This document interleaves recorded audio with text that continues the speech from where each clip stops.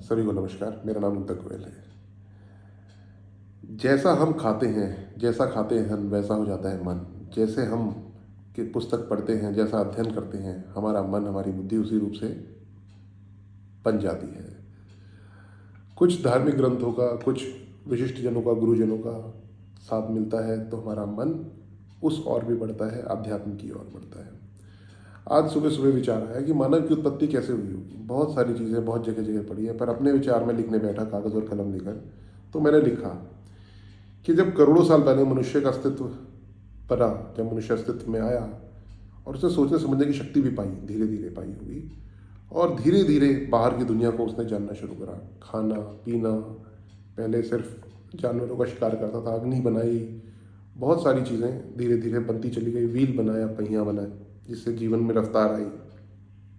धर्मों की नींव पड़ती चली गई समय समय पर, मतलब परंतु अभी हम देखें तो सिखिज्म, इस्लाम, बुद्धिज़्म, जैनिज़्म, क्रिश्चियनिटी, शैविज़्म, जूइज़्म, ये सब कुछ हज़ार या कुछ 100 साल पुराने धर्म हैं। हिंदुज़्म की हम बात करते हैं, कुछ लाख वर्ष पुराना है, सबसे पुराना धर्म है। सबसे पहले जो ज्ञान पाया वो ऋषि मुनियों के आधार पर उसे सनातन धर्म की स्थापना हुई। परंतु फिर भी मन में सवाल आता है कि उस समय लोग क्या करते थे, जब हिंदुज़्म भी नहीं था, उससे पहले क्या था, सनातन धर्म जब नहीं था तब क्या था। कैसे इंसान अपने मन की सवालों को, जैसे सवाल आते होंगे कि मैं कौन हूँ, किसके अधीन हूँ, कौन इस सृष्टि को चला रहा है, क्या सही है, क्या गलत है, कौन परमात्मा है, ये सवालों का जवाब कहाँ से मिलता होगा। मुझे लगता है तब मनुष्य शक्ति की पूजा करता था, चमत्कार को नमस्कार था। इंसान सोचता था, देखता था, सूर्य को सामने देखा, सूर्य एक चमत्कार है, आज भी चमत्कार है। कैसे प्रकाश का वो पुंज आसमान में स्थापित है और हमें प्रकाश एनर्जी दे रहा है। मनुष्य की सोच से परे मनुष्य ने सूर्य की उपासना शुरू करी। चंद्रमा बढ़ता घटता, कभी पूरा चंद्राकार हो जाता, गोलाकार होता, कभी होता ही नहीं था आकाश में। चंद्रमा की पूजा शुरू हुई, पृथ्वी की पूजा होनी शुरू हुई, अग्नि की पूजा होनी शुरू हुई, वायु, जल, मृत्यु, मृत्यु अर्थात यम, इन सब की पूजा शुरू हुई, क्योंकि ये सब मनुष्य के सामर्थ्य से बहुत आगे थे।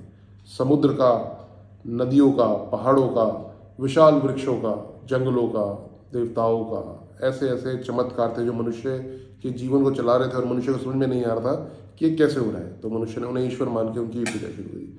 धीरे धीरे वर्षा, बादल, औषधि, सर्प, गज और वानर, सिंह, नरसिंह अवतार में हम देखते हैं, वानर हम देखते हैं, हनुमान जी, राम जी की सेना, हाथी के रूप में हम ऐरावत हाथी को देखते हैं, भगवान गजानन भी लंबोदर कहलाते हैं।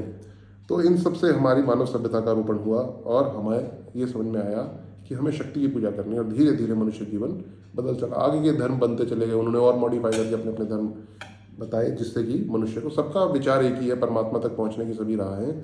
परंतु मनुष्य को सही मायने में क्या करना चाहिए, मुझे लगता है उसे एक सच्चा जीवन जीना चाहिए, किसी के साथ गलत नहीं करना चाहिए, एक आदर्श जीवन